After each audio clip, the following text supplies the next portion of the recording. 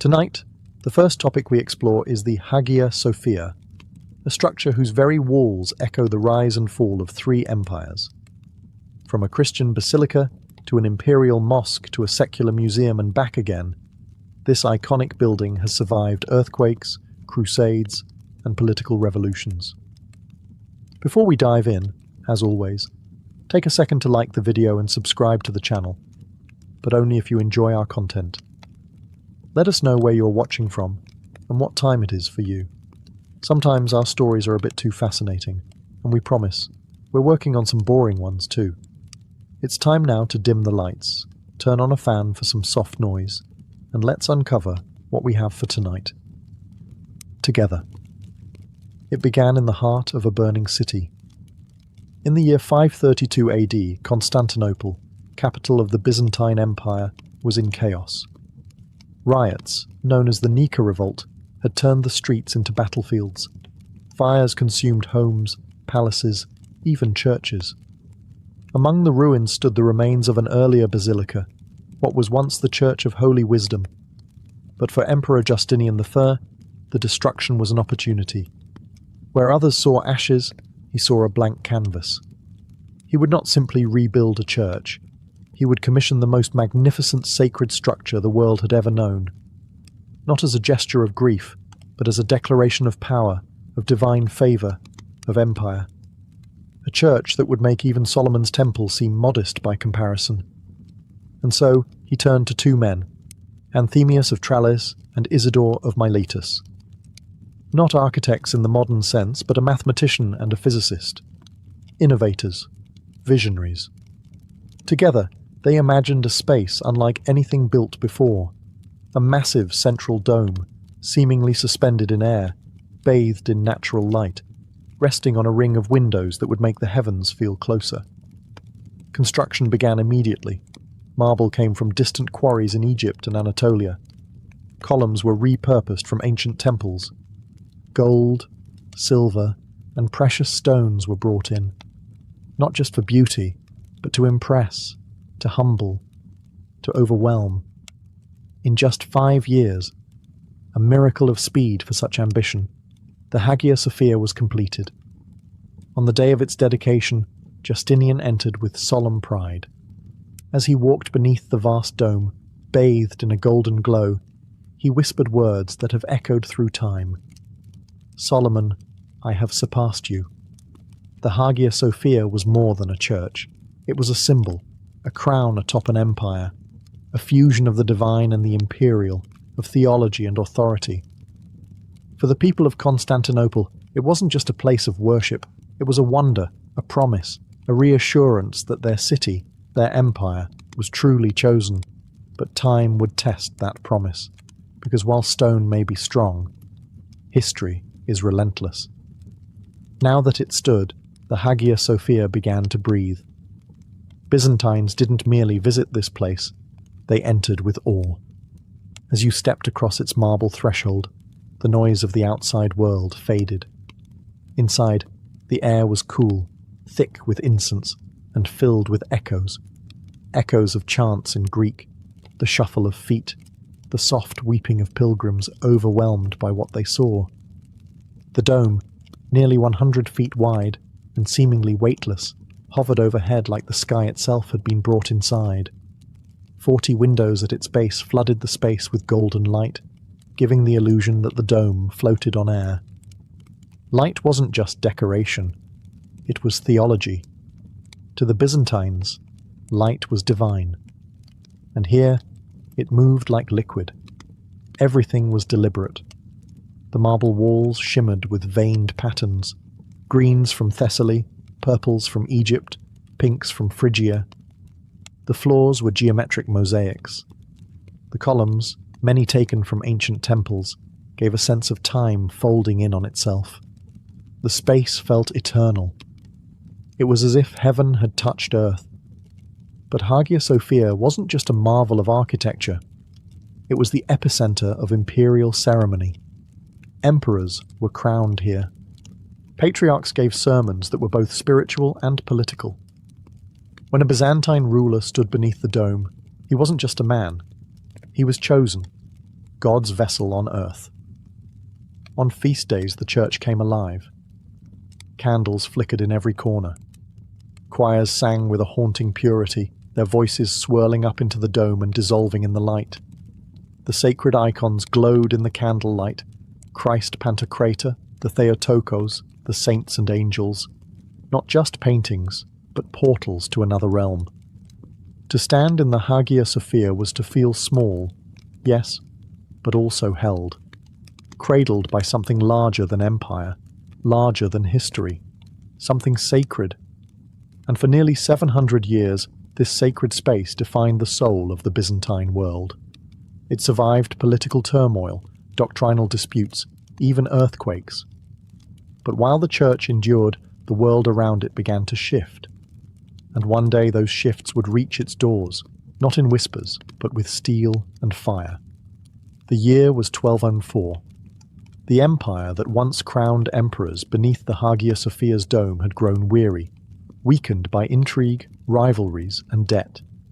But no one in Constantinople could have imagined what was coming. They thought the Crusaders were allies. The Fourth Crusade had set out from the west, its mission to reclaim Jerusalem. But what unfolded was not a holy mission. It was a betrayal. Due to a tangle of debts, politics, and broken promises, the Crusaders changed course. They marched not toward the Holy Land, but toward Constantinople. When they reached the city, they didn't kneel in prayer. They scaled the walls, and once inside, they didn't seek salvation. They sought treasure. The sacking of Constantinople was brutal. For 3 days, Crusaders looted, burned, and destroyed. They stormed homes, defiled relics, and took what they could carry: gold, silver, icons, manuscripts. But it was what happened in the Hagia Sophia that broke the city's spirit. This sacred space, this wonder of the Christian world, became a site of desecration. Soldiers rode horses down its marble aisles. They shattered the altar, stole the chalices, and mocked the rituals. A prostitute, it is said, was placed on the patriarch's throne in blasphemous ceremony. Everything that had once made the Hagia Sophia holy, its silence, its sanctity, its awe, was stripped away, moment by moment. The Crusaders claimed it for themselves. For nearly 60 years, the church was no longer Byzantine. It served the Latin Church under foreign rulers who did not understand its past or care to preserve its meaning. But the Hagia Sophia endured, as it always did. In 1261, the Byzantines retook their city. They re-entered their wounded cathedral, its sacred walls scarred by violence and neglect. Slowly, they began to restore it, not just in stone, but in spirit. The golden mosaics were uncovered. The chants returned. But something had changed. The empire had been humiliated, its trust broken, its jewel defiled. The Hagia Sophia still stood, but now it carried a new shadow, a memory not of glory, but of betrayal. And while it had withstood this storm, the next one would come from the east, and it would not be turned away. The sky above Constantinople was quiet in the spring of 1453, but the ground trembled with the footsteps of an advancing army. Sultan Mehmed II, just 21 years old, had come to claim the city for the Ottoman Empire. He brought with him something the ancient walls had never faced before: gunpowder. Day after day, massive cannons roared against the stone defences. Smoke blackened the skies. Inside the walls, hope grew thin, and when the final breach came, it came like a flood. The Ottomans poured through the cracks, and the 1,000-year-old city fell. But before the chaos reached its crescendo, many of Constantinople's citizens made their way to the Hagia Sophia. They believed this sacred place would protect them, that its dome, its history, its holiness would be enough. Men, women, children, priests, nobles, they all huddled beneath the dome, praying, weeping, waiting. Some clung to columns, others sang hymns. The air was heavy with fear and faith. The doors burst open. But instead of ordering its destruction, Mehmed did something few expected. He entered the church quietly. He looked up at the dome, still catching rays of daylight through its 40 windows. And in that moment, history shifted. The young Sultan ordered that the Hagia Sophia be preserved, not as a Christian basilica, but as a mosque. It would not be torn down. It would be reborn. He called for prayers to be offered immediately. A muezzin climbed the pulpit, and the first Islamic call to prayer echoed within the walls. The sound was different, new, but the space held it all the same. The mosaics would be covered, the altar removed. A mihrab would soon point the faithful toward Mecca. Minarets would rise at the corners, tall and slender. But the bones of the church remained untouched. Its soul, perhaps, simply changed robes. For the Ottomans, this was a moment of triumph, the passing of the world's crown from Rome to Istanbul. For the Byzantines, it was the end of everything. The Hagia Sophia had witnessed coronations, betrayals, and now, conquest. It had become something more than a church or a symbol. It had become a mirror of empire itself. Now, under the crescent moon, the Hagia Sophia took on a new life. Sultan Mehmed II, known as the Conqueror, didn't just seize a city. He inherited its soul, and the Hagia Sophia was the most precious of its inheritances. He ordered it to be cleaned, cleared, and sanctified as a mosque. But this transformation was not destruction. It was evolution. Christian relics were respectfully removed. Icons and mosaics depicting human forms were covered with plaster, not smashed. The mihrab, a semicircular niche, was added to indicate the direction of Mecca. A minbar, or pulpit, was placed for the imam's sermons. The floors were blanketed with carpets, softening the steps of the faithful. Outside, minarets slowly rose like watchtowers, tall, elegant spires from which the call to prayer would sing across the city. The Ottomans knew what they had taken, and they revered it. Mehmed himself prayed in the Hagia Sophia, as would many sultans after him. This mosque was not ordinary. It was imperial. It became a jewel in the crown of the Ottoman world, inspiring generations of architects. Among them was Mimar Sinan, a master builder whose very career revolved around understanding, reinforcing, and surpassing Hagia Sophia's genius. Under his care, the structure was strengthened against earthquakes and further beautified with calligraphy, fountains, and tilework. Yet through all this, the building's Christian past was never erased, only quieted. The angels in the dome remained hidden, their wings just beneath the plaster. The Virgin and Child, the Christ Pantocrator, still there, sleeping behind layers of paint and time. Every prayer whispered under the dome added a new thread to an already rich tapestry. The faithful came in droves.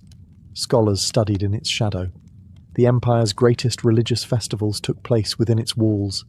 It was a mosque, yes, but also a museum of memory, a place where the voices of different centuries layered atop one another like ancient dust. Through 5 centuries, the Hagia Sophia would stand as the center of Ottoman spiritual life, a space where power knelt before faith, and where stone never forgot its own history. Time, as always, tested what men tried to preserve. The Hagia Sophia had stood through war, conquest, and spiritual transformation, but it could not escape the slow and silent tremors beneath its foundation. Istanbul, perched near fault lines, has long been a city that shakes, and when it did, the Hagia Sophia swayed. Its great dome, that architectural miracle suspended high in the air, had collapsed once before, long ago in the days of Justinian. But even under Ottoman rule, the structure groaned. Cracks appeared, walls shifted. The immense weight of the dome began pressing too heavily on its supports. But the Ottomans were not careless stewards. They understood the building's importance, not only as a place of prayer, but as a living monument. And so, they called upon their greatest architect, Mimar Sinan. Sinan was more than a builder. He was an artist, an engineer, and a student of history. When he approached the Hagia Sophia, he did so with reverence and precision. He reinforced the dome, thickened its piers, and added buttresses to support its weight. Not to change its soul, but to help it survive. He studied its original Byzantine techniques and improved upon them. He didn't erase the past. He stabilized it. Because Sinan understood something few did. The Hagia Sophia wasn't just a structure. It was a conversation across centuries, and it deserved to keep speaking. Through his efforts, and those of later restorers, the Hagia Sophia withstood storms, earthquakes, and the wear of daily life. It never fell, and it never stopped drawing eyes upward. Foreign travellers who entered the mosque during the 17th and 18th centuries wrote of their awe. Even after visiting the grand mosques of the Ottoman world, many designed by Sinan himself, they found the Hagia Sophia different.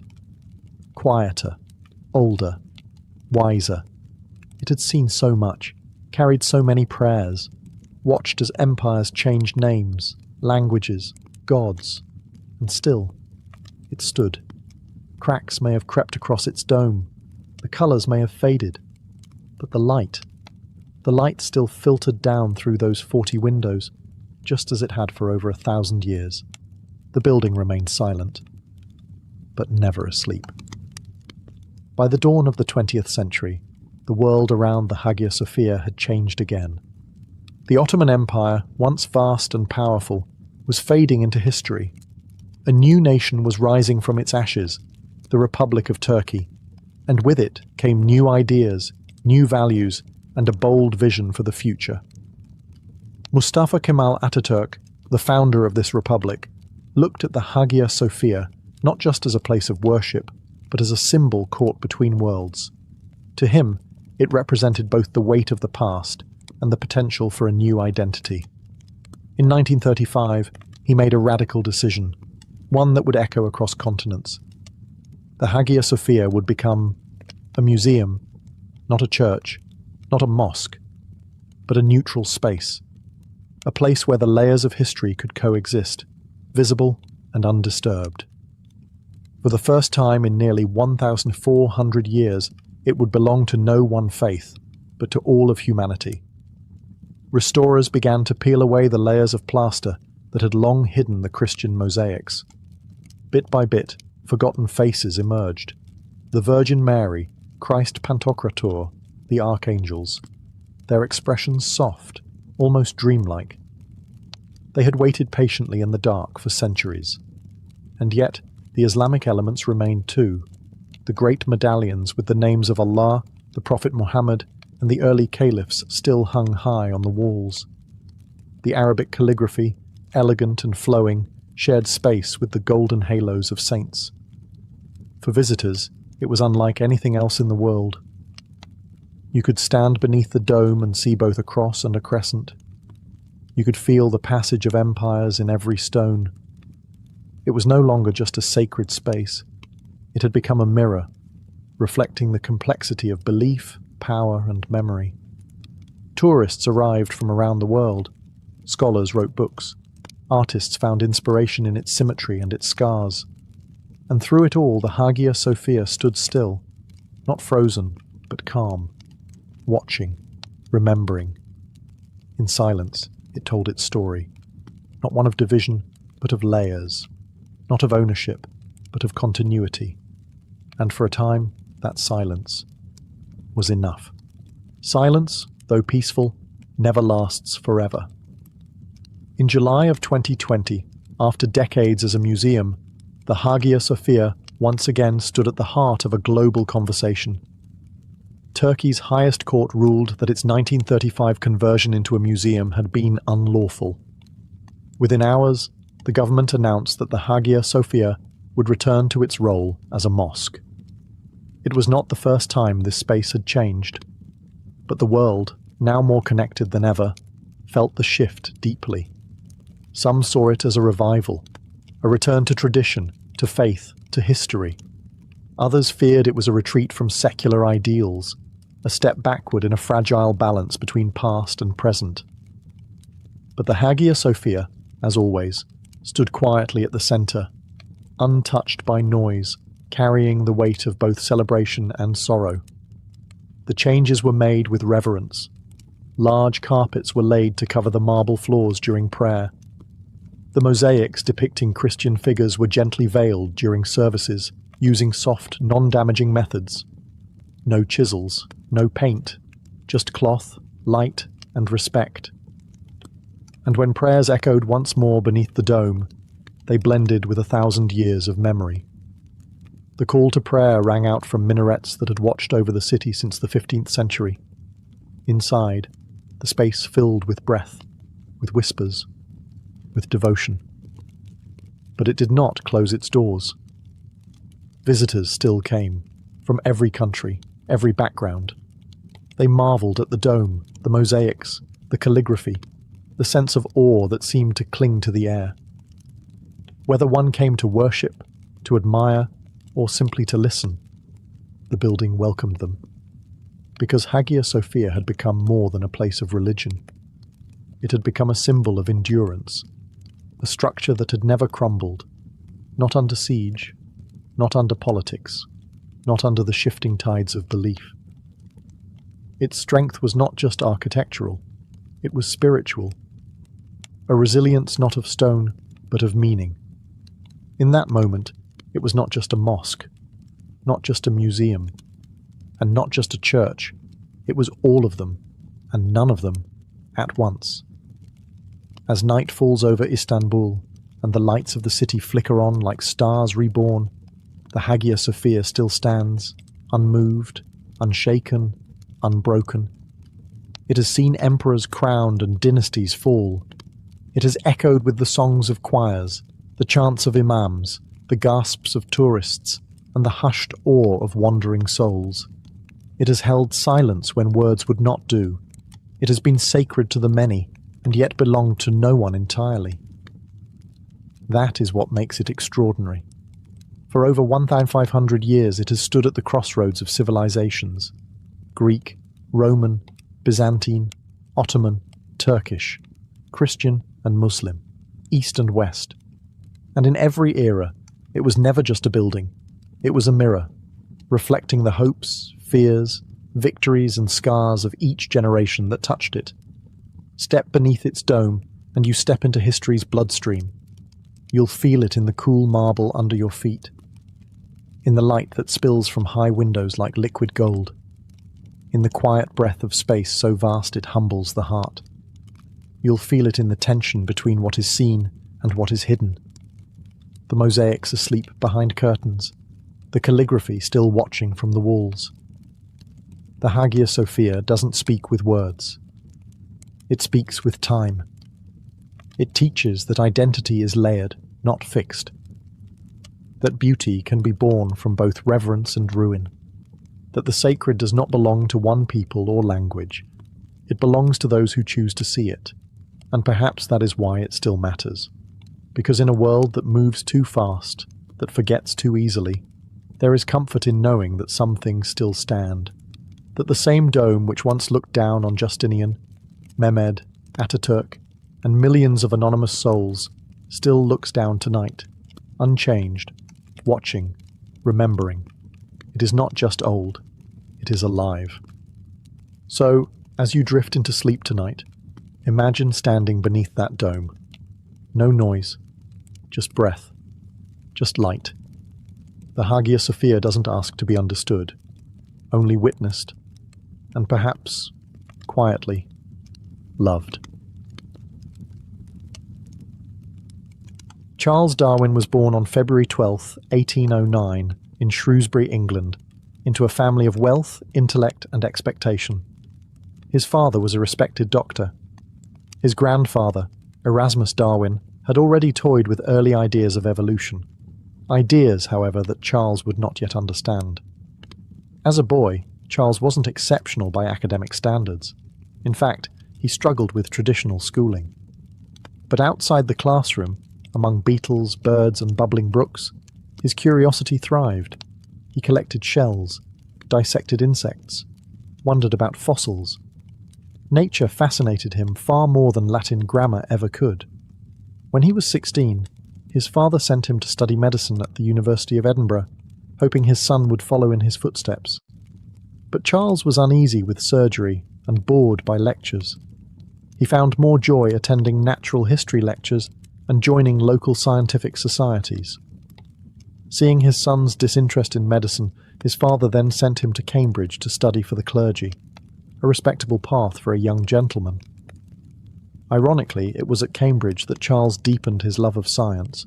He collected beetles obsessively and studied natural theology, which tried to explain God through the perfection of nature. But fate, as it often does, would take an unexpected turn. It arrived in the form of a letter offering Charles a place aboard a naval ship about to journey around the world. He wasn't the first choice. He was young, inexperienced, and unsure of himself. But Charles Darwin said yes. That decision, quiet, almost hesitant, would change not only his life, but the entire way we understand life on Earth. In December 1831, the HMS Beagle set sail from Plymouth with a young Charles Darwin aboard as the ship's naturalist. The voyage was meant to last 2 years. It stretched into 5. The Beagle's mission was to chart the coasts of South America. But for Darwin, it became something far more personal, a journey into the unknown corners of nature and of thought. He observed, recorded, and collected specimens with tireless dedication. From barnacles and birds to rocks and fossils, everything fascinated him. He filled notebooks with sketches and thoughts. He sent crates of samples back to England. He watched the land, the creatures, and the people with quiet intensity. South America revealed nature's diversity. In Brazil, he marveled at the rainforest. In Argentina, he studied fossils of massive extinct mammals, strangely similar to modern ones. The patterns whispered questions he couldn't yet answer. And then came the Galapagos. The islands looked barren at first, but they were rich with mystery. Each island had finches, similar, yet not quite the same. Tortoises with differently shaped shells. These weren't random differences. They hinted at adaptation, at change, at something far deeper. Darwin collected without fully understanding. He didn't yet know that these birds and beasts would haunt him for years, but they stayed with him, in his mind, in his journals. The voyage continued through Tahiti, Australia, and Africa. He encountered earthquakes, volcanoes, and tribal cultures. He saw how nature shaped people, and how people, in turn, shaped the land. He saw life as connected, not static, but shifting, always responding. When the Beagle finally returned in 1836, Darwin was no longer the same man. He came back not just with collections, but with questions. And the world he thought he knew no longer made perfect sense. When Darwin returned to England in 1836, he was only 27, but already carrying the weight of something profound. His cabinets were full of specimens. His notebooks were dense with observations. But buried among the feathers, bones, and fossils was a question that quietly unsettled him. Why did species vary so slightly from island to island? Why did extinct animals so closely resemble the living ones in the same regions? Most scientists of the time believed that species were fixed, created once, unchanged forever. But Darwin had seen too much. Change was everywhere. Variation was not the exception. It was the rule. Still, he said nothing publicly. For now, he focused on sorting, organizing, and publishing his findings. His work on geology and barnacles earned him respect in scientific circles. He became a quiet, constant presence, not flamboyant, not outspoken, but trusted. And while he wrote about rocks and reefs, a storm was forming in his mind. He began to read widely. One book in particular, an essay on the principle of population by Thomas Malthus, had a profound effect on him.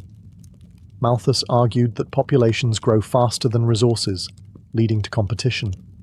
Not everyone survives. To Darwin, it clicked. In nature, those individuals with slight advantages, sharper claws, better camouflage, stronger wings, were more likely to survive and reproduce. Over generations, those traits would become common. It was natural selection. The mechanism was so simple, yet so powerful. It explained the diversity of life, the extinction of the unfit, the spread of the adapted. It was a quiet revolution of thought, but it was dangerous. To suggest that species, including humans, were not divinely fixed, but shaped by survival and chance, was to challenge everything: religion, tradition, identity. So Darwin did not rush. He tested his ideas. He bred pigeons. He studied barnacles for 8 years. He looked for flaws in his own theory. And all the while, he kept writing. In secret. He filled notebook after notebook, knowing that if he ever dared to publish, the world would not be kind. Still, the idea grew stronger, and Darwin grew more certain. By the early 1840s, Charles Darwin had a theory that could shake the world, but instead of rushing to reveal it, he stepped back. He married his cousin, Emma Wedgwood, and they settled into a quiet life at Down House in the English countryside. The world saw a gentle country gentleman, a man who gardened, raised children, and studied barnacles. But behind the calm exterior, Darwin's mind never stopped turning. His health began to fail. He suffered from chronic nausea, fatigue, and mysterious ailments that came and went in waves. Whether the illness was physical, psychological, or both, no one could say. But it kept him close to home, and close to his work. From his study at Down House, Darwin continued to observe, experiment, and write. He studied earthworms, weeds, orchids, and pigeon breeding. Every detail of nature mattered. Every small variation offered a clue. He filled journals with thoughts he dared not share. He wrote long essays on his theory, quietly building a case brick by brick, as if constructing a fortress of logic before exposing it to the storm. He told only a few trusted friends, including botanist Joseph Hooker and geologist Charles Lyell. They urged him to publish, but Darwin hesitated. Not out of fear for himself, but out of respect for the world his ideas would disrupt. He loved Emma deeply, and she was devout in her Christian faith. She worried about his salvation. He worried about hurting her. In the meantime, he focused on his family. They had 10 children, though 3 would die young. The grief ran deep. In particular, the death of their beloved daughter Annie at just 10 years old shattered Darwin's faith in any benevolent design behind the universe. Still, he did not stop working. He kept refining his theory, gathering evidence, testing its weight. He believed he had found the truth, but he also understood the cost of speaking it. And then one day, a letter arrived. A young naturalist named Alfred Russel Wallace had independently come to the same conclusion Darwin had been developing for decades. Suddenly, time was up. The idea could no longer remain a secret. It was June 1858 when the letter arrived. Inside was an essay by Alfred Russel Wallace, a young, adventurous naturalist working in the Malay archipelago. Wallace had come to the same startling conclusion Darwin had been refining for over 20 years, that species evolved through natural selection. Darwin was stunned. His life's work, the idea he had guarded so carefully, now lived in someone else's hands too. And Wallace, unaware of Darwin's long labour, was preparing to publish. Darwin's friends, Charles Lyell and Joseph Hooker, urged him to act. They arranged a joint presentation of both men's findings at the Linnean Society in London in July 1858. It was a quiet event. Few attendees grasped its importance. But Darwin knew what it meant. His time had come. He began writing feverishly, condensing decades of thought into a single, accessible book. He worked not with flair, but with clarity. Always careful, always methodical. He did not claim to overthrow faith. He only asked readers to look at nature and to follow the evidence. On November 24th, 1859, his book was published. On the Origin of Species by Means of Natural Selection. It was not an attack. It was a revelation. The book opened with simple observations, variations among domestic animals, the role of selective breeding. Then it expanded outward, revealing a quiet, vast mechanism by which life changed, generation by generation. There were no miracles, just time, pressure, advantage, adaptation. It was elegant and terrifying. The public reaction was swift and divided. Some hailed the book as genius. Others condemned it as heresy. Newspapers mocked it. Clergy denounced it. Scientists debated it. And the question began to ripple through Victorian society. If all life evolved by natural law, what did that mean for humanity? Darwin stayed mostly quiet. He avoided public debates. He let the storm swirl around him while he remained at Downhouse, writing, observing, thinking. He knew the controversy was only beginning, but he also knew that truth, once spoken, cannot be unspoken. The door was open, and the world, ready or not, had stepped into a new age of understanding. The publication of On the Origin of Species in 1859 sent quiet tremors through the foundations of society, tremors that would soon become earthquakes. Across Europe and beyond, Darwin's theory of evolution by natural selection ignited intense debate. For scientists, it offered a unifying explanation for life's diversity. For theologians, it posed difficult questions. If species weren't fixed, what did that say about the story of creation? About humanity's place in the universe? Church leaders responded with sermons and pamphlets. Darwin was accused of reducing man to an animal, of robbing nature of divine purpose. His idea challenged not only religious doctrine, but Victorian pride. To some, the notion that humans were cousins of apes was unthinkable, even insulting. And yet, within the scientific world, something remarkable was happening. Many began to accept it, cautiously, sometimes reluctantly. Not because they liked it, but because it explained so much. Fossils, geography, anatomy, genetics, though not yet understood, would one day confirm what Darwin could only guess at. But through it all, Darwin remained still. He did not rush to defend himself in lecture halls.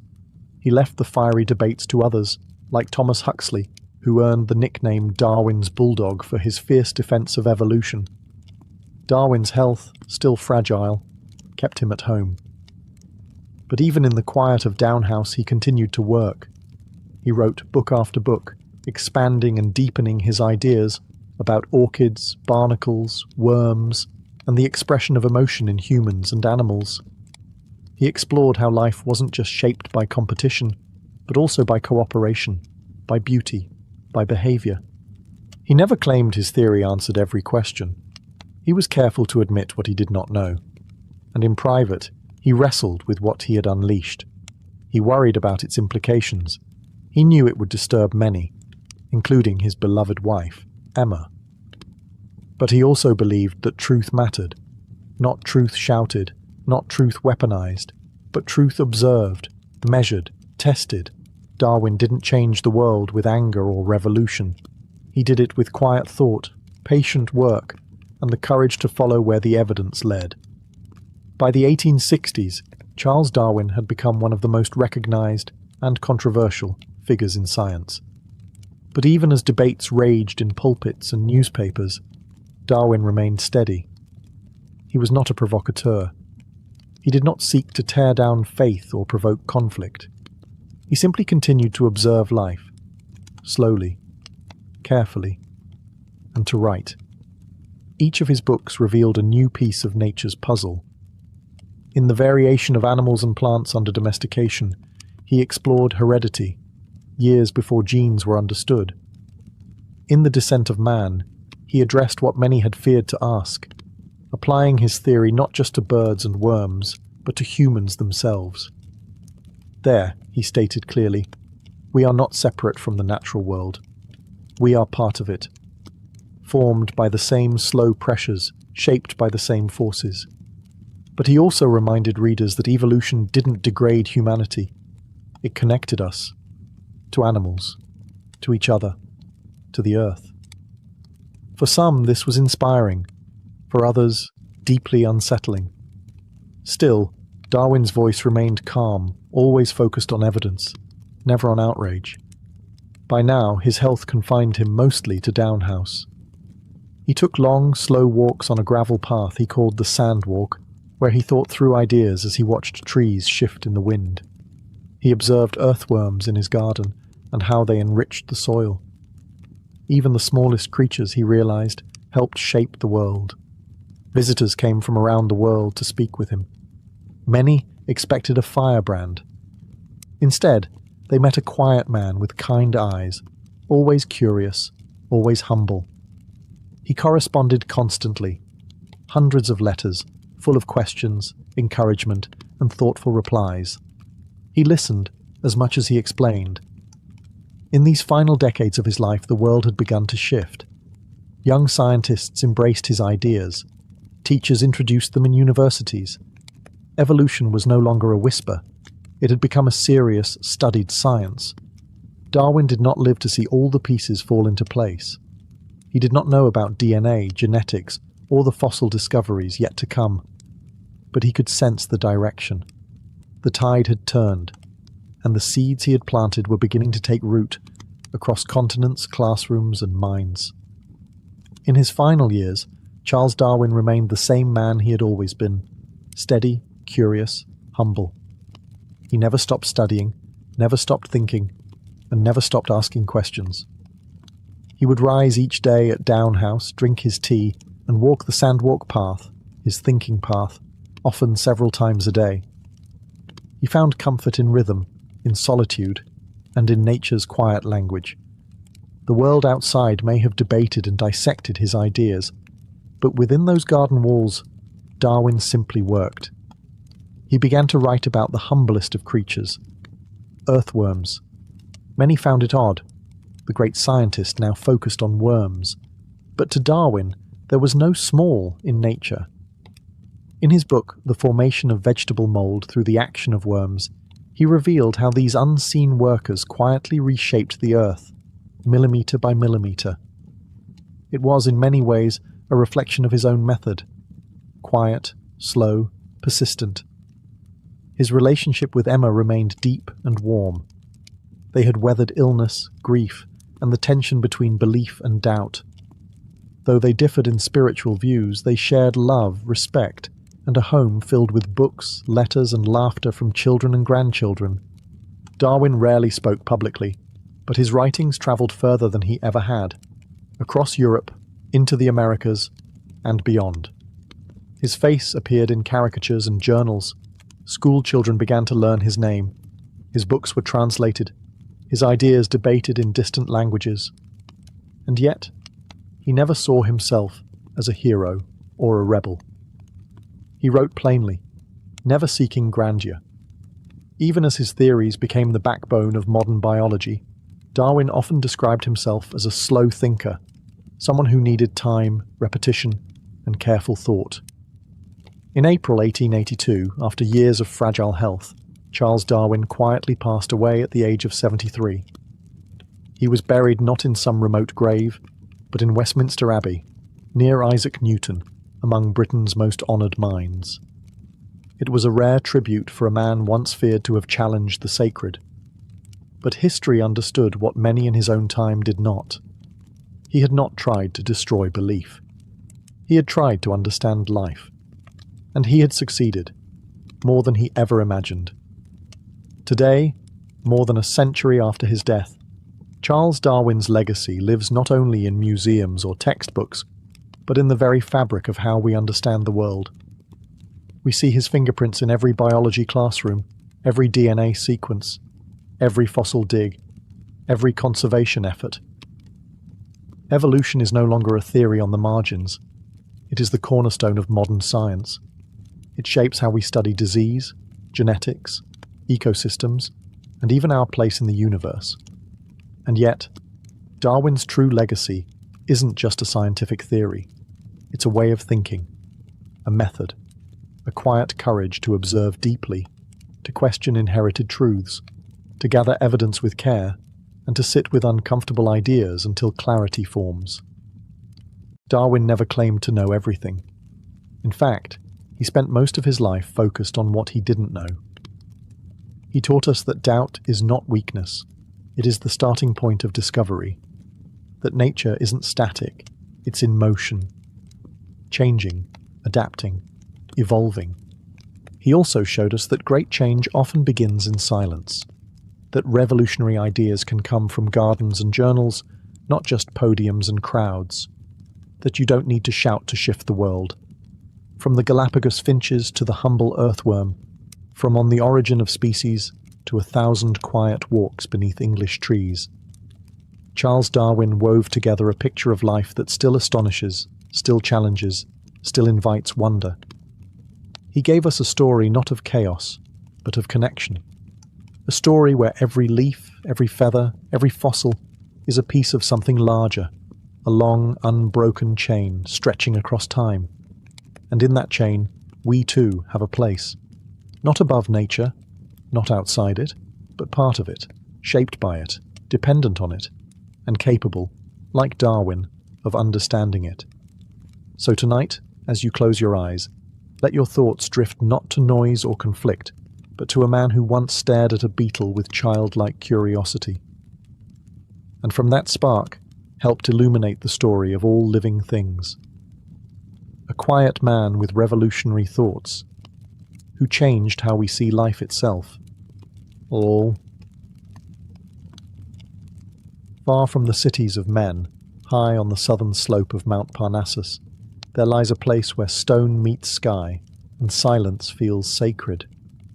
It is here, nestled above the valley of Phocis, that the ancient Greeks believed the voice of a god could be heard, not in thunder or wind, but in the soft, trembling words of a woman. This was Delphi, the centre of the world, they said, the omphalos, the navel of the earth. Long before Apollo's golden temple stood there, the land was sacred to Gaia, the mother of all. Her sanctuary was guarded by a serpent named Python. But myth tells us that Apollo, young and radiant, came down from Olympus and slew the serpent with his bow. He claimed the site for himself and built a temple where the earth once whispered. From that moment forward, Delphi became the home of his oracle. But the god did not speak in his own voice. He chose a mouthpiece, a mortal woman called the Pythia. She was no queen, no scholar, no noble-born priestess. Often she came from the quiet countryside, chosen for her piety, not her power. And yet, when she entered the temple and sat above the sacred fissure, the world leaned in to hear her speak. From kings and emperors to farmers and wanderers, all came with questions. And the Pythia, seated on a bronze tripod, breathing in the vapours of the earth, would give them answers, not plainly, not gently, but in riddles. Her words came like dreams, strange, layered, full of truth and danger. One asked if he should go to war. She replied, "A great empire will fall." But whose empire? That he had to decide, and many guessed wrong. Another asked about wealth. She said, "He who seeks gold may find a tomb."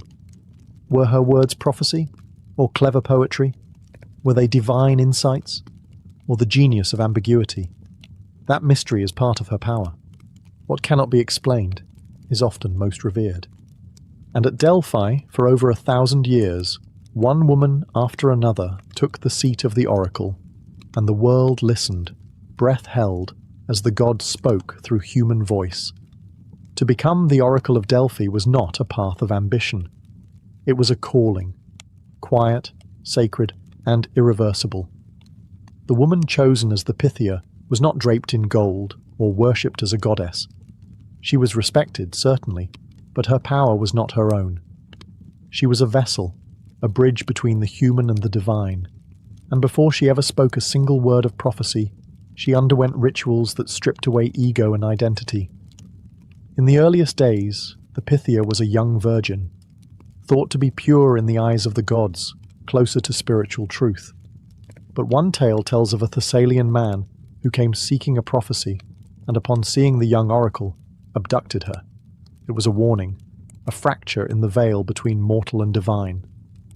From then on, the role was reserved for older women, often widows, drawn from simple village life, with no family or ambition to distract them from the god's voice. Once chosen, she lived apart from the world. She bathed in the sacred Castalian spring to cleanse herself, both in body and spirit. She fasted, meditated, and dressed in plain white robes. There was no crown, no throne, just stillness. On the appointed days, usually the 7th of each month, Apollo's sacred number, she would enter the Adyton, the inner sanctum beneath the temple. There, the earth breathed through a narrow fissure in the rock, and the air was heavy with mystery. She sat on a 3-legged stool, a tripod, directly above the chasm. Laurel leaves burned in a nearby brazier, and a bowl of holy water sat beside her. Some accounts say she chewed laurel, or drank from the spring. Others describe the rising vapours, perhaps from volcanic gases, that induced her trance. And then something shifted. Her breath grew deep. Her posture changed. Her voice trembled, speaking in strange rhythms, disconnected from ordinary speech. Attendants, male priests called prophets, stood nearby to interpret her words, shaping them into answers for the waiting petitioners. But the message was hers alone. In that moment, the woman was gone. Only the oracle remained. From distant islands, across treacherous mountains, and through the dusty plains of the Mediterranean world, they came. Pilgrims, warriors, politicians, and poets, all seeking a glimpse of the future from the oracle of Delphi. No one came casually. To consult the Pythia was a sacred act, one that required time, money, and reverence. Before approaching the temple, each visitor performed rituals of purification, bathing in the Castalian spring, offering sacrifices at Apollo's altar, and paying tribute to the sanctuary. Even then, not everyone could be heard. Only certain days were open for prophecy, and the waiting list could stretch for months. But for those who were granted an audience, the moment was profound. Kings came before launching wars. Generals sought assurance before crossing borders. City-states debated alliances, treaties, and laws based on her words. Even Socrates, the father of Western philosophy, was said to have visited. When asked if anyone was wiser than he, the oracle replied, "No one." Socrates, puzzled, spent his life testing the meaning of that answer. The Pythia rarely gave yes or no responses. Her utterances came in riddles, poetic, multi-layered, impossible to grasp fully in the moment. But that was the beauty of it. Her answers required reflection. They did not direct, they revealed. Croesus, the wealthy king of Lydia, famously asked whether he should attack the Persians. The oracle replied, "If you cross the river, a great empire will fall." Encouraged, Croesus attacked, and lost. It was his own empire that fell. Others were more cautious. Themistocles, preparing to defend Athens against Persian invasion, was told to trust in a wooden wall. Some believed it meant a literal wall. Themistocles believed it meant ships, and built a navy. That navy would save Greece. The oracle offered no guarantees. Her power wasn't in clarity, it was in perspective. She gave glimpses of possibility, not certainty, and whether one triumphed or fell, they rarely blamed her, because they hadn't simply asked a question. They had stepped into the sacred, into a conversation not just with Apollo, but with fate itself. The oracle of Delphi did not speak plainly. Her answers were cloaked in mystery, wrapped in riddles, poetic fragments, and veiled meanings that challenged the mind and stirred the soul. This was no accident. To the ancient Greeks, the future was not fixed. Fate had its threads, yes, but human choice still wove the pattern. The gods, it was believed, offered glimpses, not maps, and the oracle's riddles reflected this divine ambiguity. She might say, "The bull falls when the eagle flies," or "A crown will rust in the shadow of a mountain." To the seeker, these words could feel maddening. But to the wise, they were invitations. to think, to reflect, to look beyond surface meanings. There was power in such language. A straight answer binds the future. A riddle leaves room. It opens the door without deciding what lies beyond. Priests and attendants, known as prophets, stood near the Pythia, interpreting her utterances into verse. Some say they shaped her words. Others believe they simply clarified what was already spoken. But either way, the riddles remained. Cryptic, symbolic, often unsettling. And yet, they were trusted. Why? Because they reflected life itself. Life, after all, rarely speaks in straight lines. Events unfold with irony, contradiction, and complexity.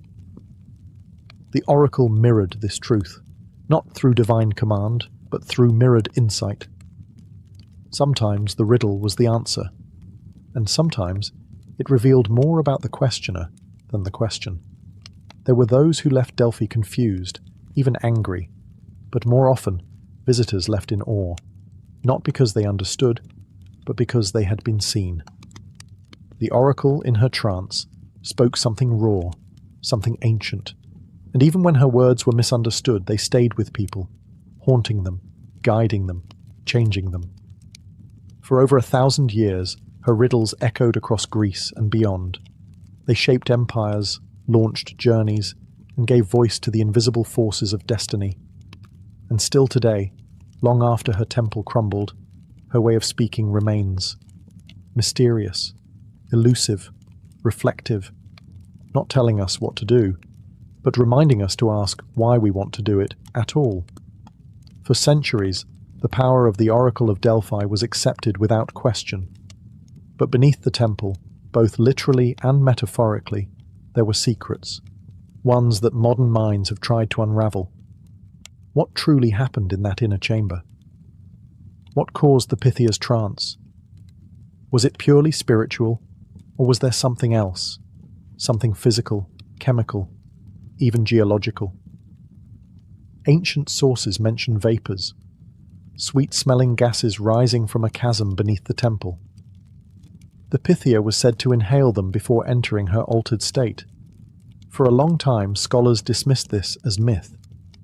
They believed there was no chasm, no gas, no scientific explanation, only theatre and ritual. But then, the earth began to speak again.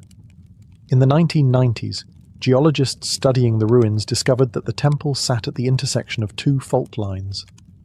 These faults released gases from underground, including ethylene, a compound known to cause mild euphoria, altered consciousness, and even hallucinations in high doses. The ancient stories, it turned out, may have been more than symbolic.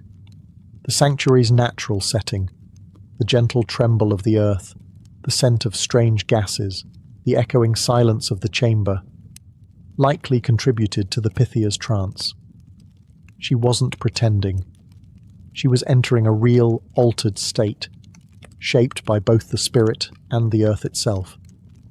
But that doesn't make her any less remarkable. The trance, the riddles, the wisdom, they were not accidents of geology. They were part of a tradition, a spiritual language shaped by centuries of reverence, ritual, and human experience. The Pythia trained her body and mind. She fasted, prayed, purified herself. She didn't just breathe the earth, she listened to it. And around her, a network of priests and attendants preserved the temple's sanctity, maintained its rituals, and ensured that the mystery endured. Whether they fully understood the gases or not, they protected the illusion, or perhaps the reality, that this place was a doorway between worlds. So when we ask whether the oracle's power was real, the answer may lie beneath both stone and symbol, not in choosing between science and spirit, but in recognizing how deeply they can intertwine. While the Oracle of Delphi was draped in the language of the divine, her influence extended far beyond the temple's marble columns. She did not merely guide the faithful, she shaped the fate of city-states, influenced political alliances, and whispered into the very heartbeat of ancient power. Delphi was sacred ground, yes, but it was also strategic. Nestled between rival regions, It became a neutral sanctuary where politics and prophecy could coexist. Leaders did not just come to seek truth. They came to seek advantage. And the oracle, knowingly or not, gave them both. The priests who served alongside the Pythia were not oblivious to politics. They knew the stakes of a king's question, the weight of a general's request. And while the Pythia spoke in trance, it's likely that the questions were carefully managed, the audience meticulously curated, and the interpretations subtly shaped. There were times when the oracle's messages aligned closely with the interests of Delphi itself, protecting its independence, favoring its allies, or maintaining its delicate status among powerful neighbors. Some historians suggest that, at times, the oracle's ambiguity was no accident. It was a diplomatic tool. In a world where open opinion could spark war, a veiled riddle could preserve peace. Consider the city-state of Sparta. The Spartans consulted the oracle before nearly every major decision, and often the answers affirmed their path. Was it divine approval, or an understanding that a strong Sparta meant stability? Even the great Persian invasion of Greece was foretold at Delphi. When Athenians asked the oracle what to do, she warned them their city would fall. But with further pleading, she gave a second prophecy, telling them to trust in a wooden wall. That phrase, interpreted as a fleet of ships, led to the naval victory at Salamis and the salvation of Greece. Was it Apollo's wisdom, or the careful foresight of people who understood both heaven and earth? Either way, the oracle endured because she adapted. Her riddles floated between the divine and the diplomatic, the sacred and the strategic. And through it all, people kept listening, not just for truth, but for advantage, delivered in verse. For more than 1,000 years, the oracle of Delphi guided kings and commoners alike. But no voice, no matter how divine, echoes forever. The decline of the oracle did not come all at once. It came in shadows, slow, creeping changes that dimmed the light of Delphi century by century. First came the weakening of Greek city-states. As Athens, Sparta, and Thebes rose and fell, so too did the flow of wealth and offerings to the sanctuary. Delphi had once been adorned with treasuries, filled with gold, ivory, and gifts from across the known world. These tributes funded the temple, the priesthood, and the sacred games held in Apollo's honor. But wars changed everything. The rise of Rome brought a new rhythm to the region, one that honored its gods, not Apollo. Although early Roman leaders still respected the oracle and even consulted her, the political center of gravity shifted westward. Rome was pragmatic, its empire vast, and Delphi, once the navel of the earth, began to feel peripheral. By the 2nd century AD, fewer visitors came. The rituals continued, but the crowds thinned. The Pythia's voice, once heard by empires, now echoed in a quieter chamber. And then came the final blow. In the 4th century, the Roman Empire embraced Christianity. With Emperor Theodosius III, pagan temples were shut, and ancient rituals were outlawed. The oracle, a symbol of the old gods, could no longer speak. Apollo's voice, once carried through the breath of a mortal woman, was silenced by decree. The temple crumbled, the statues fell, and the sacred spring flowed unnoticed. No longer a place of prophecy, Delphi faded into ruin. The mountains remained, the stones remained, but the people were gone.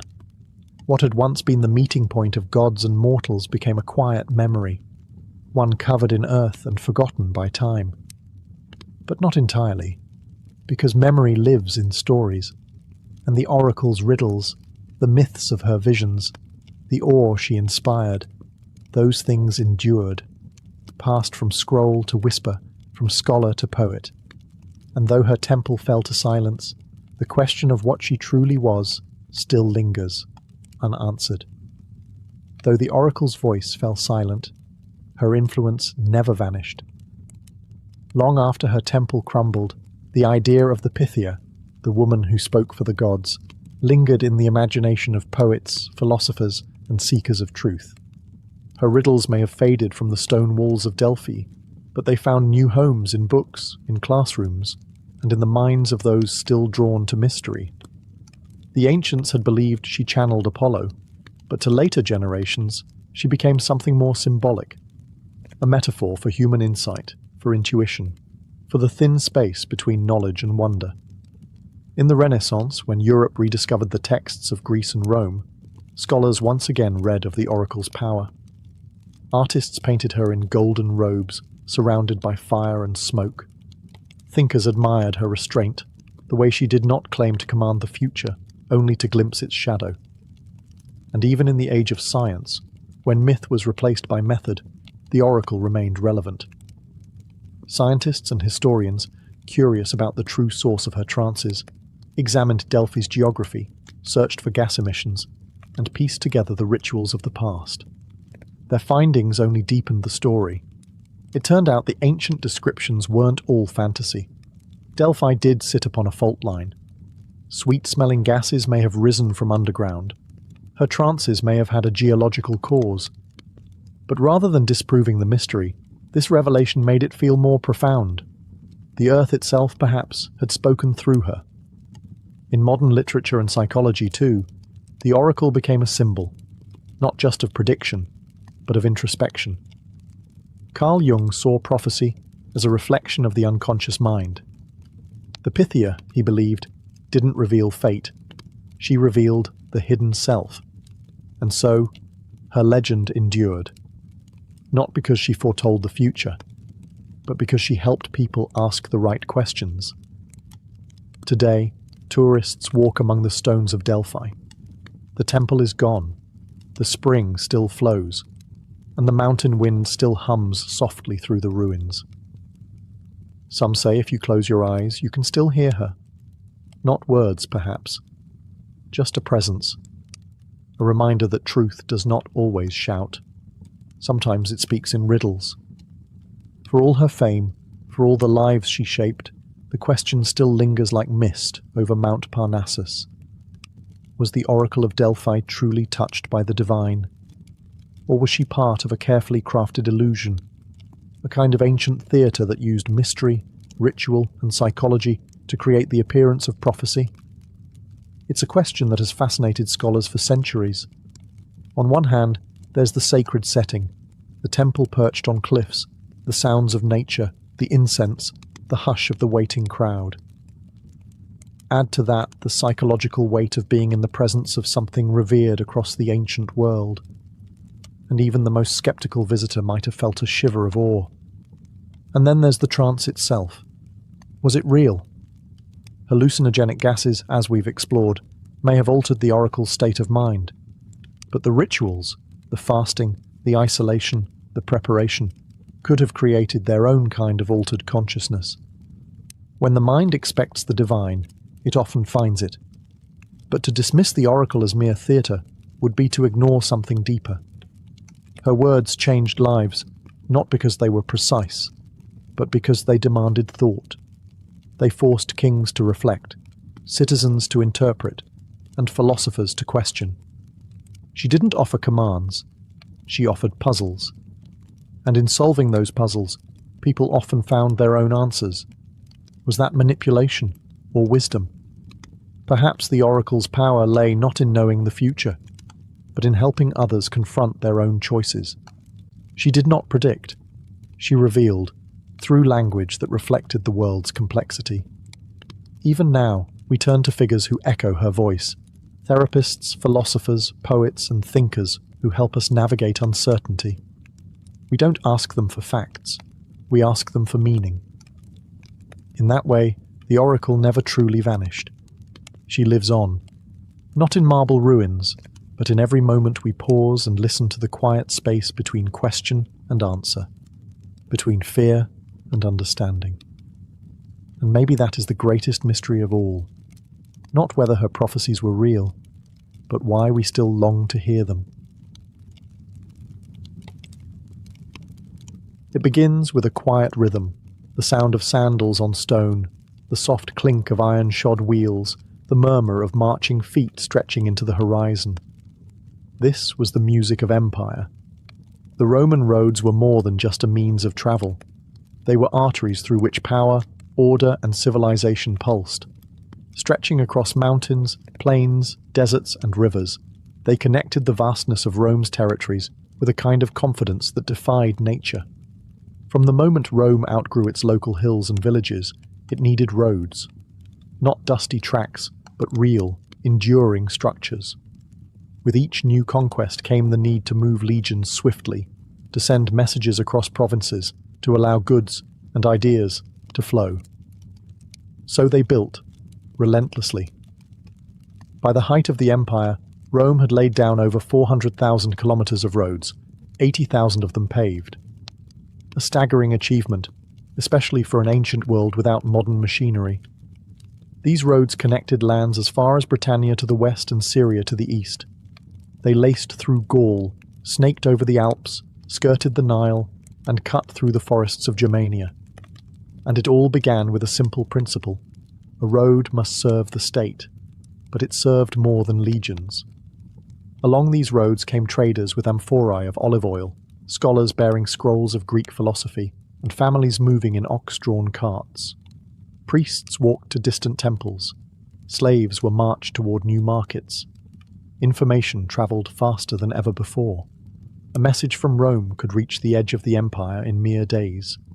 The roads were marked with milestones, every 1,000 paces, engraved with the names of emperors and the distances to Rome, the caput mundi, the head of the world. They weren't just signs, they were reminders. Wherever you stood in Rome's shadow. Even the phrase "all roads lead to Rome" wasn't a metaphor, it was a fact. At the empire's centre was the Miliarium Aureum, the golden milestone, from which all distances were measured. Like a great wheel, the empire's spokes reached outward, not in chaos, but in purpose. Under every sandal print lay a story, and under every stone, the echo of empire. The strength of Rome was not only in its legions, but in the roads those legions marched upon. To the Romans, building a road was not a matter of convenience. It was a strategy, a statement, a legacy etched into the land. Each road began with precision. Surveyors, known as agrimensores, used simple yet effective tools, the groma, the chorobates, to measure straight lines, angles, and elevation. The Romans didn't just follow the land, they challenged it. Hills were cut through, valleys were filled. If a river blocked the path, they built a bridge. If a marsh stood in their way, they drained it or raised a causeway. Once a path was planned, the real labour began. First, a deep trench was dug, often over a metre deep. This became the fossa, the foundation. Large stones were laid at the bottom to provide strength. On top of that came layers of gravel, crushed rock, and lime mortar, each compressed with care. The final layer was summum dorsum, paving stones, flat and tightly fitted, often made of basalt or other durable rock. These roads weren't just flat. They were slightly crowned in the centre and sloped at the edges to allow water to run off. Ditches were carved along the sides, and drainage channels ensured that the road would not erode or flood. It was overbuilding, by modern standards. But the Romans weren't building for a generation. They were building for eternity. The work was often carried out by soldiers, especially in newly conquered regions. Road building wasn't punishment. It was part of the discipline of Rome. A legion that could build a road could also build a fort, a bridge, a siege machine. Engineering was part of Roman identity, and mile after mile the network expanded. With each stone laid, Rome extended its reach, not just militarily, but culturally. Roads brought Latin to the provinces. They brought Roman law, Roman trade, Roman customs. They were the threads in the empire's great tapestry. Even today, in parts of Europe and North Africa, Roman roads remain, visible beneath modern highways, their stones worn but intact, unbroken, unbent, still holding the weight of history. Of all the roads that stretched from the heart of Rome, one was revered above the rest, the Via Appia, or the Appian Way. Its story begins in 312 BCE, when Appius Claudius Caecus, a Roman censor, commissioned a direct route from Rome to Capua in southern Italy. It was a bold idea. No one had yet dared to cut such a path through the landscape, but Appius was not known for caution. He was known for vision, and the road that bore his name would become one of the greatest engineering feats of the ancient world. The Via Appia was built for speed, for military necessity, but it became so much more. Over time, it extended all the way to Brundisium, a key port facing Greece. From there, ships carried Romans across the Adriatic, toward the eastern provinces, toward trade, and toward conquest. What made the Appian Way extraordinary was not just its reach, but its durability. It was straight, firm, and designed to endure centuries. The surface was paved with large interlocking stones so tight that the wheels of carts barely left a trace. Even in rain, the road shed water quickly, allowing travel to continue. But it wasn't just a road. It was a corridor of memory. Lining the Via Appia were tombs, mausoleums, and monuments, reminders that even in death, Romans wanted to lie near the lifeblood of the empire. To be buried along the Appian Way was to remain close to history, to movement, to Rome itself. Famous events echoed along its length. Spartacus and his followers were crucified along the Via Appia after their failed revolt, their bodies stretched for miles, a grim warning to all who dared challenge Rome. Centuries later, early Christians would walk the same road to catacombs and hidden worship, carving a different kind of memory into the stones. Today, the Appian Way still survives, parts of it preserved near Rome, quiet under the cypress trees. You can walk where legions marched, where traders bartered, where poets dreamed. It is not just a road. It is a story made of stone, still leading forward, still speaking of the empire that dared to build forever. Every Roman road carried two truths, one in armor, the other in olive branches. On one hand, they were weapons. Built with military precision, Roman roads allowed legions to march with speed and purpose. In times of war, soldiers could travel 20 miles a day, crossing provinces in weeks instead of months. Reinforcements could arrive swiftly. Rebels could be crushed before they gained strength. Roads made the Roman army not only powerful, but present, everywhere. But once the fighting ended, the roads remained. And with them came peace. Merchants followed the soldiers, their carts filled with pottery, wine, spices, and grain. Traders moved between towns. Artisans and laborers traveled to where their skills were needed. These roads became veins not only of iron and discipline, but of silk, oil, and silver. They were also paths for ideas. Languages spread. Religious beliefs moved. Roman law and customs took root in distant corners of the empire. Where once there had been scattered tribes, the roads stitched together something new, a connected, Romanized world. Along the roads, posting stations were established, called mutationes for changing horses, and mansions for rest and lodging. Official couriers, known as the cursus publicus, used these stations to carry messages, scrolls, and imperial commands at remarkable speeds. Messages could travel from Rome to the edge of Gaul in days, a network of information faster than the world would see again for centuries. But the roads weren't just for the empire's needs. Ordinary people used them too. Pilgrims journeyed to sacred sites. Families moved to new towns. Retired soldiers resettled in colonies across the empire. The roads became part of daily life, dusty, worn, but trusted. And with each footfall, the Roman world became smaller.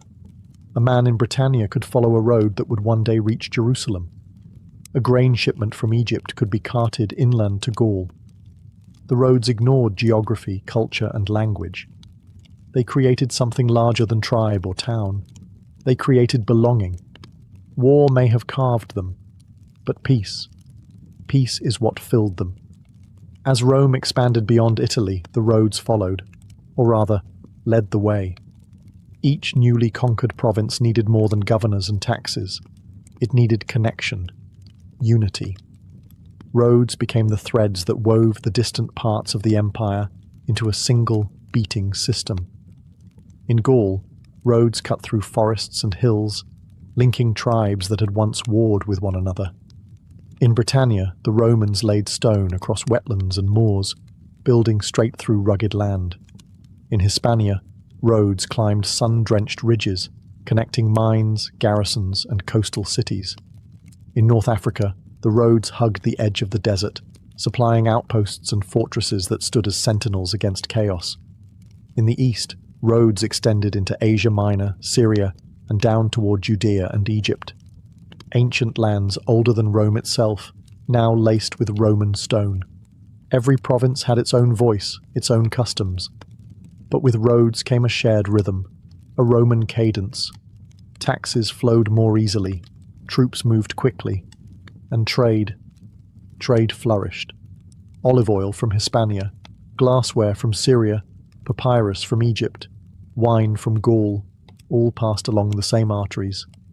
These roads weren't just strategic, they were symbolic. They told the provinces, you are part of something greater. Along them, cities grew, not just Roman military camps, but vibrant civilian centres. Towns like Londinium, Lugdunum, and Carthago Nova expanded around crossroads, where goods changed hands and cultures met.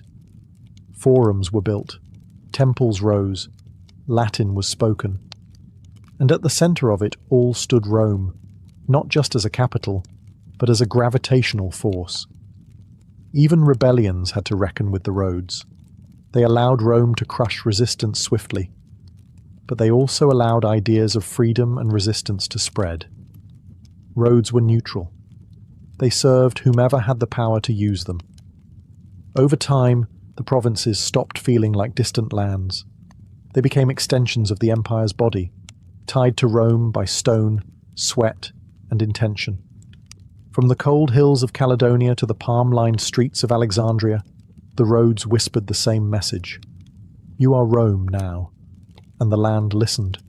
Every day, across the length and breadth of the Roman world, feet touched stone.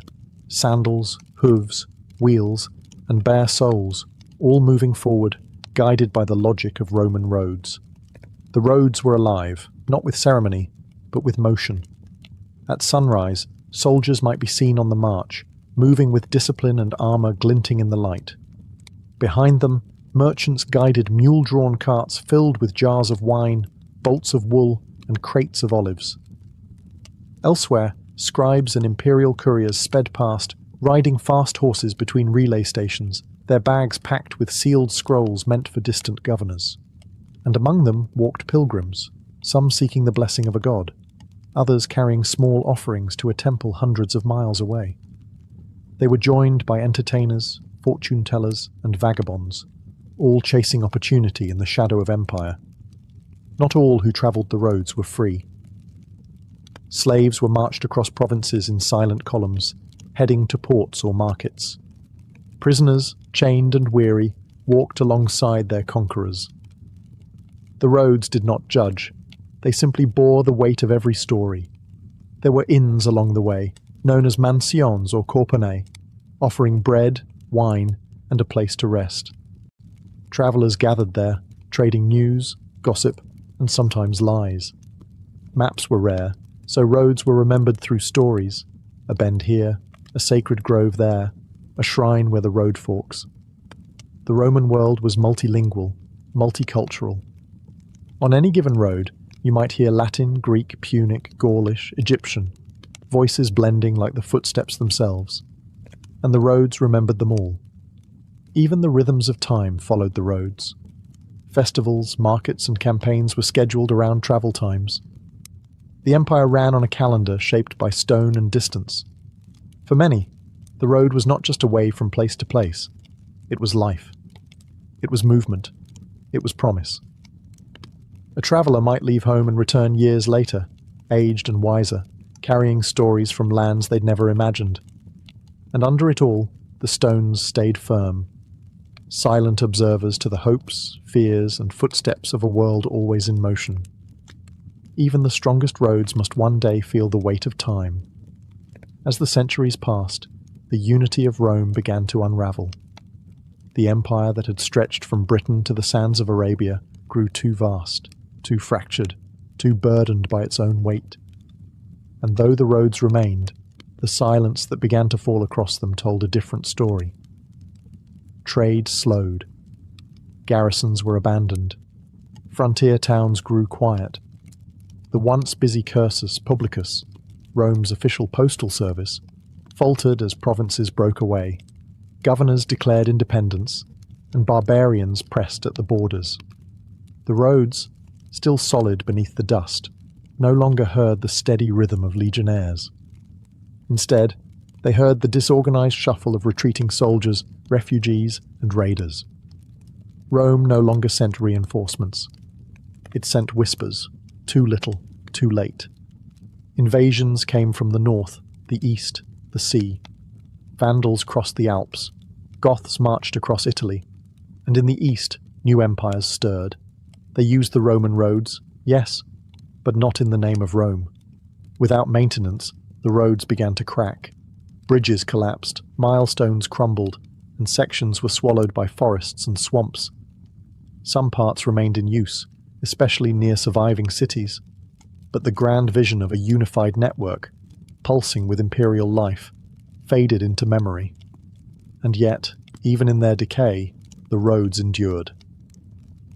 In the countryside, farmers used their stones to build walls and homes. In medieval times, travelers still followed their outlines, tracing ancient paths between villages and monasteries. Some roads were repaved and renamed by kingdoms that rose from Rome's ashes. Others simply slept, buried beneath fields, waiting to be rediscovered. What Rome had built was too deeply rooted to fully vanish, and so the legacy shifted. The roads no longer served an empire. They became its ghost, not in despair, but in quiet resilience, a reminder of what had been and what still lingered beneath the soil. Every worn stone, every half-buried milestone, was a voice from the past whispering, "Here we marched, here we ruled, here we dreamed," and though the empire fell, the roads remembered. Long after the Roman Empire faded into legend, its roads continued their quiet work. Not in grandeur, but in influence. Many of the routes laid down by Roman surveyors over 2,000 years ago still shape the paths we take today. Beneath highways, beneath cobbled city streets, even beneath modern train lines, Roman foundations remain. In cities like Paris, London, Cologne, and Barcelona, the oldest quarters are often built directly on Roman road grids. Follow certain highways across Europe, and you're still walking in Roman footsteps, whether you know it or not. The logic of Roman engineering was so sound, so deliberate, that it became difficult to forget. Where they built, people followed. Where they turned, future generations turned. And where they connected, new cities rose. Even our modern maps reflect their decisions. Their roads set the pattern, not only for travel, but for empire, for commerce, for civilization itself. Archaeologists today still uncover buried segments of these roads, some just inches beneath the surface, their stones worn smooth by time, still fitted tightly together. They often lie near Roman bridges, aqueducts, and milestones, weathered but stubborn, refusing to disappear. In rural places, farmers still plough around ancient curves. In cities, construction crews often find Roman paving stones beneath asphalt, the old bones of empire beneath the skin of the modern world. Historians have studied Roman roads not just for their durability, but for what they reveal. The mind of a civilization obsessed with connection, order, and permanence.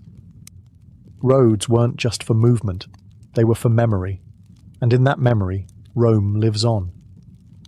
When we drive across a continent, when we walk a straight line through a city centre, when we take for granted that one place will lead to another, we are echoing a Roman idea.